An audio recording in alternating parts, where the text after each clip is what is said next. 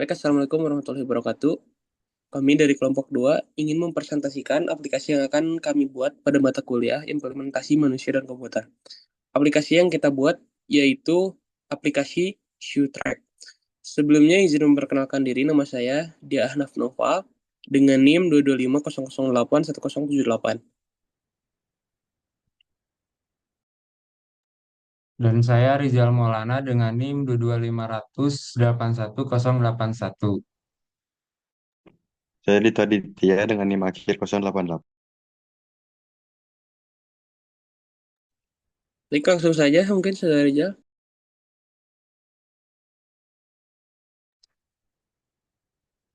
Apa yang ingin Anda ciptakan?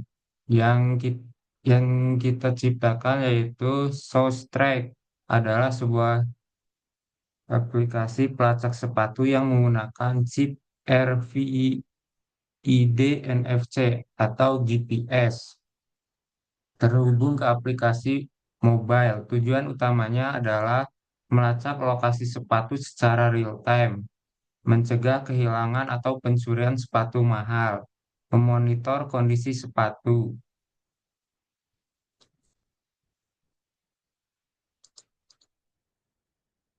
Apa asumsi Anda target pengguna kolektor sepatu atlet, perusahaan logistik, atau penggunaan biasa yang ingin melacak sepatunya? Teknologi yang digunakan RFID NFC untuk identifikasi sepatu dalam jarak dekat, GPS, Bluetooth untuk pelacakan lokasi sepatu secara real-time, aplikasi mobile yang menghubungkan pengguna dengan sepatu mereka. Kompetitor atau inspirasi, beberapa brand sneakers sudah punya teknologi pintar sepatu mereka. Tidak banyak sistem pelacak sepatu khusus, jadi ini bisa jadi inovasi baru. Apakah ini akan mencapai apa yang Anda harapkan?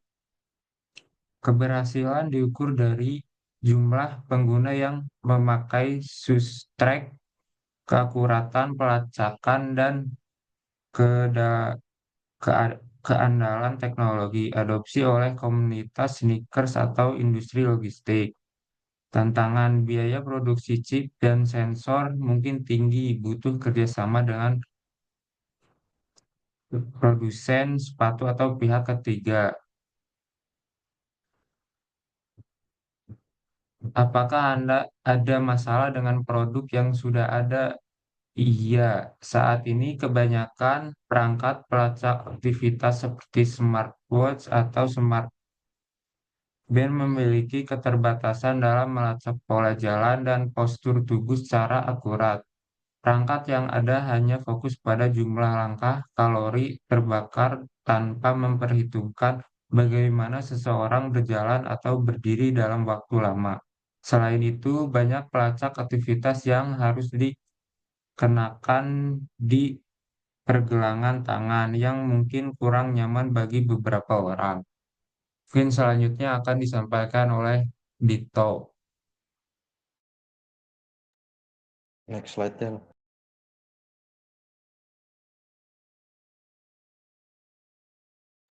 Next lagi.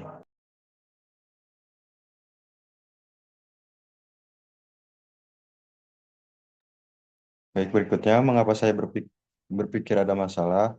Yang pertama, kurangnya pelacak postur tubuh. Banyak orang yang mengalami masalah postur akibat cara berjalan atau berdiri yang kurang baik. Tetapi perangkat wearable saat ini jarang memberikan solusi untuk hal ini. Yang kedua, ketergantungan pada smartwatch. Tidak semua orang memiliki smartwatch kepanjangan waktu, terutama pada saat olahraga ataupun bekerja.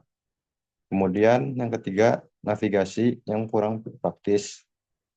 Saat berjalan atau bersepeda, pengguna sering harus melihat layar ponsel untuk navigasi yang bisa berbahaya. Next.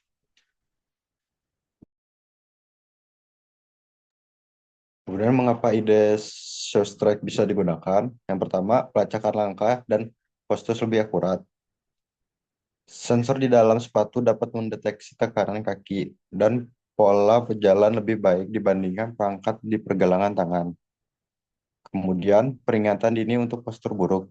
Sustrek bisa memberi notifikasi jika pengguna berjalan atau berdiri dengan postur yang tidak baik.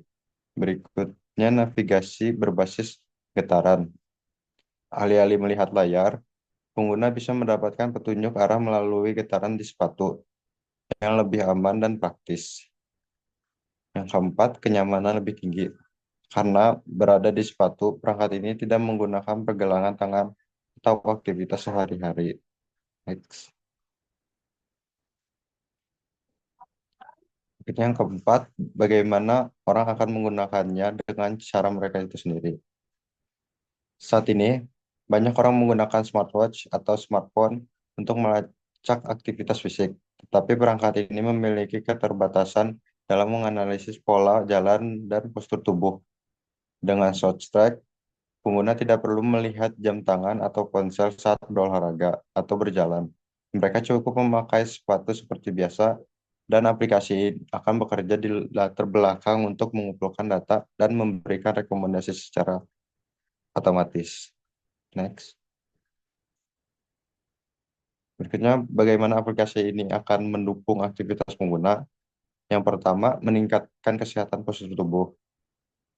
Pengguna dapat mengetahui apakah mereka berjalan atau berdiri dengan postur yang benar.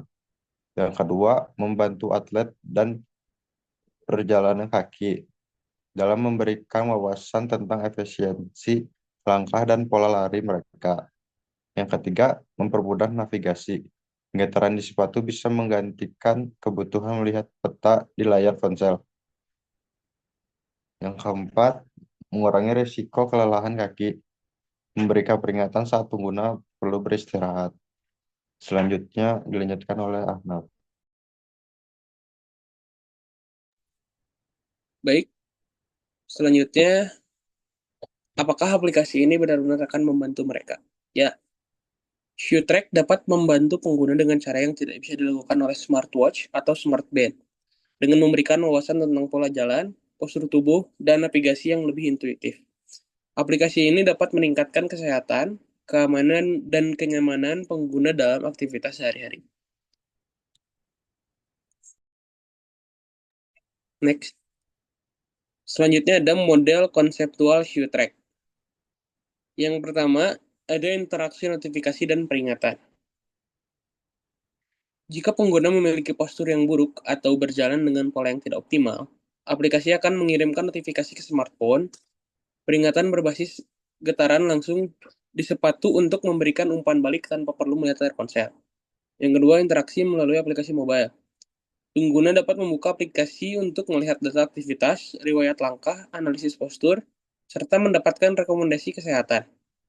Menyediakan opsi personalisasi, seperti mengatur sensitivitas peringatan atau memilih mode navigasi berbasis getaran. 3. Interaksi navigasi berbasis getaran. Saat menggunakan fitur navigasi, pengguna akan menerima sinyal getaran seperti petunjuk arah, misalnya getaran di kaki kiri untuk belok kiri. Kemudian selanjutnya, gaya interaksi bagaimana sistem mendukungnya. Yang pertama ada interaksi berbasis sensor, yang kedua interaksi berbasis notifikasi, yang ketiga interaksi langsung melalui aplikasi. Kemudian yang terakhir ada job desk masing-masing anggota.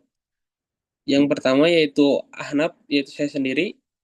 Di sini saya akan mengerjakan UX research dan user flow.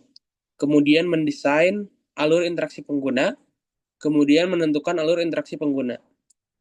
Kemudian ada Saudara Dito yang pertama dia akan menyusun dokumentasi, selanjutnya membuat elemen UI dan prototype, selanjutnya akan memberi masukan UI atau UX. Selanjutnya ada Saudara Rizal, dia akan mengerjakan UI, UX, dan prototyping, kemudian mendesain tampilan ShoeTrack, kemudian berinteraksi dengan UX. Mungkin sekian dari presentasi dari kelompok kami. Mohon maaf apabila ada kesalahan. Wassalamualaikum warahmatullahi wabarakatuh.